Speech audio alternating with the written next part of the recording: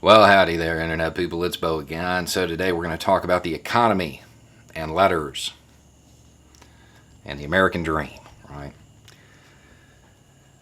Okay, so ever since all this started, since the very beginning, economists have been talking about the recovery and what it was going to look like, and they kept throwing out letters. It's going to be a V shape, a W shape, a U shape, and now they're throwing out K shaped. That's bad. Okay, if you're watching this, that's probably bad for you. So this isn't a Biden talking point. Economists have been talking about this since at least August. This isn't something new that Biden just made up. It's been around. A V shape is, it looks like a V. The chart looks like a V. There's a sharp decline and then a sharp recovery. That's best case scenario. A W is when there's a sharp decline, a little bit of a recovery that's sharp, another sharp decline, and then it goes back up. It looks like a W. A U is when it drops and it stays low for a while, and then it comes back up.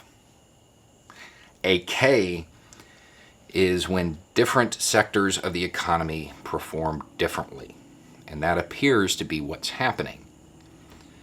This is why there is a disconnect between the president's talking points and what everybody's seeing. You know, the president and his buddies are up there going, the economy's doing great. And everybody down here on the bottom's like, what are you talking about? It's really not. This is why. So the sector of the economy that is going up, that is making that up part of the K, that's like tech stocks, real estate, stuff like that, stuff the president and his friends are invested in. I think that's happenstance. I don't think that there's any. For once, I don't think there's actually any like corruption there. I think that's just luck in this case. So that part of the economy is going up, and that's what they're paying attention to: the overall stock market. And most of the stock market is going up just due to a few sectors. The down part of the K, the part of the K that's headed down, that's like service industries, hospitality, stuff that employs hourly workers. That's why we're down here going, what are you talking about? No, it's not getting better. It's actually kind of seems like it's getting worse. So this is the reason for the disconnect. Now, the worrisome part about this is not just that it's going to get a little worse before it gets better. It's that it's going to increase income inequality in this country and the wealth gap. The sectors of the economy that are headed up, when you look at the stocks and all of this stuff, the top 1% of the U.S., they own 50% of what's headed up. The part of the economy that's getting better has nothing to do with you and me. It's not really helping us. So they're making money while everybody else is losing money. That means that they can further their economic empires. Mom and pop stores will go out of business. Large retail chains will reap the benefits. Yeah, this is all bad. This is all bad. And we are unlikely to get any relief because the Trump administration is very set on painting the economy as in full recovery.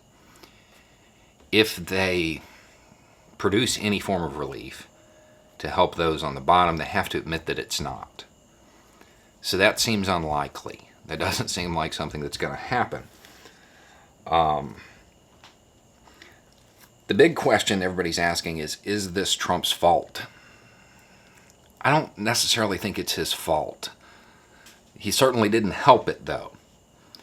If you look at the industries that are falling, they're all industries that had to stay closed for prolonged periods. They had to stay closed for prolonged periods because there was no unified response. We couldn't do what other countries did because we didn't have the leadership. There was this piecemeal response that is a byproduct of the Trump administration's lack of action. So he definitely didn't help, but I don't think it's fair to say he caused it. I think that this, to some degree, was going to happen anyway. the service industries and those that are dealing face to face with people, they were going to get hit harder than tech industries, obviously. So I don't think it's fair to blame him. However, it's worth noting again that we're not going to get any relief under this president, because this president is very invested in convincing his base that the economy's fine. Don't believe your eyes, don't believe your ears, believe me and believe this chart that I'm going to show you. I'm doing okay, therefore you need to pretend you are too. At the end of the day, this is going to set a lot of people back. They're not going to find that pot of gold at the end of the rainbow. The American dream will get further and further away, because those at the top are going to be exploiting this economy. Those on the bottom will be bought by those on the top. Is there a way out of this? Maybe. Are we likely to see it with this Senate and House and President? Probably not. Probably not, because it's not impacting them really. So it's probably time for those who are working class to get comfortable with the situation at hand and start making whatever moves you can to be as comfortable as you can as we ride it out. Anyway, it's just a thought. Y'all have a good day.